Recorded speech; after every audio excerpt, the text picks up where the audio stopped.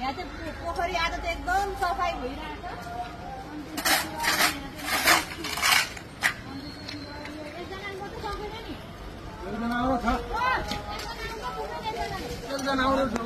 यो हो आज चाहिँ सफाइ एकदम सफाइ यो अब दिनदिनै हुनु पर्यो क्या सफाइ बुझ्नुभयो।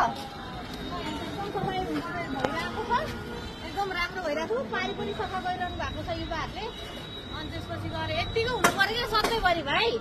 नगरपालिकाको हो तपाईँ हो, डेली सफा हुनु पर्यो क्या है। कसैले आएर कराएर सफा हुने होइन, यो त आफ्नो ठाउँ त आफै सफा राख्नु पर्यो नि होइन।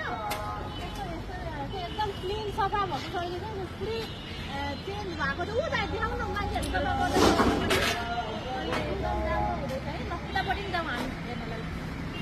एकदम हुँदैछ यहाँ भक्का भक यहाँ चाहिँ फोहोर चाहिँ फाल्टो हुन्छ। दुईजना कितना 600 जना कर्मचारी नगरपालिकामा काम गर्न आएको जम्मा 2 जना।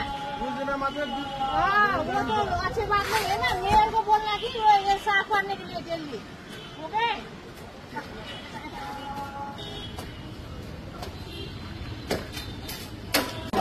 उता नगरपालिकामा 600 जना कर्मचारी हुन्छ।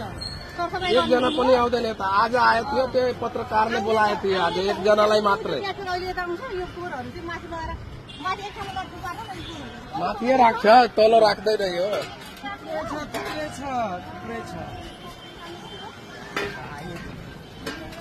अरू पोखरीहरू कति सफा छ, यो पोखरी किन यस्तो पोखरी भन्नु त? हो यतिकै सफा हुनु पर्छ। हेर्नु त कति सफा छ कि अहिले चाहिँ।